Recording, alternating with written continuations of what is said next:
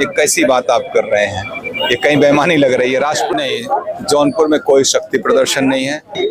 नमस्कार, मेरा नाम है उत्कर्ष और आप देखना शुरू कर चुके हैं सुलभ भारत। दोस्तों, इस वक्त हम मौजूद हैं जौनपुर में और हमारे साथ मौजूद हैं जौनपुर के लोकप्रिय नेता श्री धनंजय सिंह जी। सर, स्वागत है आपका सुलभ भारत में। बहुत बहुत धन्यवाद। सर, आज जिस तरीके की यात्रा नौजवान सभा द्वारा आयोजित की गई, इसको लेकर क्या संदेश देना चाहिए? देखिए, राष्ट्रवादी नौजवान सभा इसके पहले भी हमेशा सामाजिक कार्यों में रुचि रखती है, जिसमें अच्छा संदेश जाए, नौजवानों के अंदर एक बेहतर सोच उत्पन्न हो। तो इसी उपलक्ष्य में सरदार पटेल जी की 150वीं जयंती मनाई जा रही, पूरा देश मना रहा। रन फॉर यूनिटी को है, एकता मनाई जा रही है उनके नाम पे, क्योंकि देश को आज जो एक हुआ है, देश आज़ादी के बाद तो रियासतें सब अलग अलग थी, सबको अंग्रेज बोल के गए, चाहे स्वतंत्र हो, चाहे भारत में मिलो, चाहे पाकिस्तान में मिलो, एकदम अजीब सी स्थिति थी। लेकिन गृह मंत्री सरदार पटेल जी ने सभी रियासतों से बात करके देश को एक किया, तो उनकी जयंती को एकता दिवस के रूप में मनाया जा रहा है। तो आज हम सब लोग जो जातियों धर्म के आधार पर लोग बटे हुए हैं इस देश में, हम लोग यही संदेश देना चाहते हैं कि नहीं, सब लोग एक बनिए। भारत सशक्त रहेगा तो हम सब तभी सशक्त रहेंगे, तब तक हम लोग सुरक्षित रहेंगे, तभी तक जब तक भारत सशक्त रहेगा। सर, देखा जा रहा है कहीं ना कहीं प्रदेश में ही नहीं देश में युवा लगातार नशा की तरफ अग्रसर हो रहे हैं।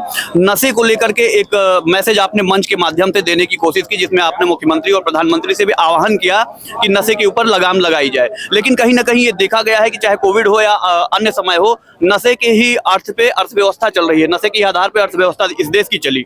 तो नशे को कैसे रोका जाएगा, क्या रोड मैप आपका? मैं इस बात से सहमत नहीं हूँ। आज लोग क्लेम करते हैं गुजरात इस देश का सबसे संपन्न राज्य है। प्रधानमंत्री जी, जो आज प्रधानमंत्री है, उस समय मुख्यमंत्री थे आदरणीय मोदी जी, उन्होंने गुजरात में शराबबंदी किया, तब भी गुजरात अग्रणी राज्य के रूप में आज स्थापित है। तो ये कहना कि कहना शराब के आधार पर शराब रेवेन्यू का एकमात्र सोर्स है, सरासर गलत है। और शराबबंदी अगर गुजरात में हो सकती है, जब मुख्यमंत्री रहते हुए प्रधानमंत्री जी के, तो प्रधानमंत्री जी आधे से ज्यादा देश के राज्यों में भारतीय जनता पार्टी की सरकार है। मैं तो प्रधानमंत्री से यही आग्रह करूंगा। मैं देखता हूँ आज जिस तरीके की प्रवृत्ति नौजवानों के अंदर हो रही है, जगह जगह शराब की दुकानें भीड़ लगी। आप भी कह रहे हैं कोविड के समय, तो ऐसी स्थितियों में शराबबंदी पूरे देश में कर देनी चाहिए। शराबबंदी, और खासतौर से उत्तर प्रदेश के मुख्यमंत्री योगी आदित्यनाथ, जो कि वो संत हैं, मैं उनसे पूरी उम्मीद करता हूं कि वो बंद करेंगे यहाँ पर। शराब से सर देखा जाता है, मैं एक बात बताऊं, बिहार आप यहीं देख ले, राज्य बिहार में शराबबंदी हो गई।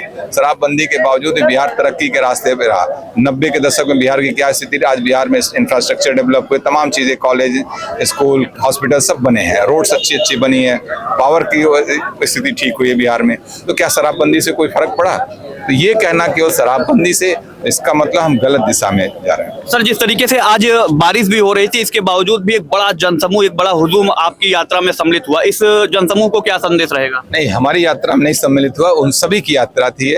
जो जनसमूह आए अपने उत्साह के साथ, नौजवान आए यहाँ पे सरदार पटेल जी की जयंती मनाने के लिए आए, एकता में यात्रा में सम्मिलित होने के लिए आए। राष्ट्रवादी नौजवान के साथ सभा के साथियों ने अपना सबसे संपर्क किया। उनका एक बड़ा संगठन है, वो सारे लोग जिसके हम संस्थापक भी हैं, और नवीन सिंह जी और जो हमारे यहाँ पे जो उनके पदाधिकारी, जितने लोग पदाधिकारी थे, सब लोगों ने मेहनत की, और प्रिंसू जी भी उसके संरक्षक हैं। सब लोगों ने मिलकर इसको, इस यात्रा को ऑर्गेनाइज किया, और यात्रा बहुत अच्छी रही।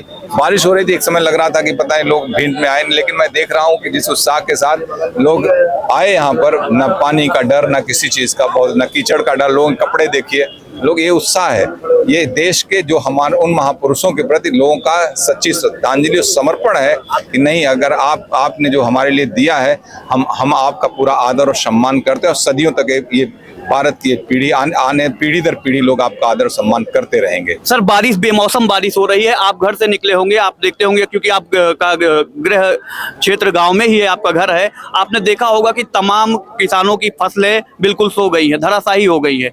जो अन्नदाता है, आज उसकी आंखों में आंसू है, क्या संदेश रहेगा? मैंने मंच से भी दिया, जब मैं घर से सुबह निकला तो मैं देखा अपने गांव से तमाम धान की फसलें सो गई हैं खेत में, और जो कटी हुई फसलें हैं वो भी तो पानी से सराबोर हैं।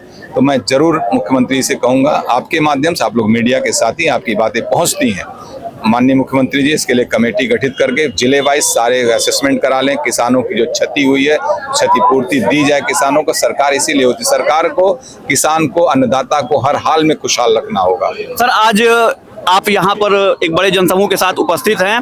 दूसरी तरफ प्रतापगढ़ के कुंडा में आज एक बड़ा जनसमूह उपस्थित हुआ है। राष्ट्रीय अध्यक्ष जनता दल लोकतांत्रिक के राष्ट्रीय अध्यक्ष है राजा भैया जी, उनका जन्म दिवस है, क्या संदेश रहेगा? उनको भी मैं जन्म दिवस की ढेर सारी शुभकामनाएं बधाई देता हूँ। दीर्घायु बने, स्वस्थ रहें, समाज की सेवा करते रहें। सर आखिरी प्रश्न आपसे लूंगा। सर जिस तरीके से आज ये गैदरिंग हुई है, कहीं ना कहीं राजनीतिक गलियारों में ये हलचल हो रही है कि जौनपुर में और प्रतापगढ़ में एक शक्ति प्रदर्शन करने की कोशिश की जा रही है, एक मैसेज देने की कोशिश की जा रही है, इसको लेकर आप क्या कहेंगे? नहीं, जौनपुर में कोई शक्ति प्रदर्शन नहीं है।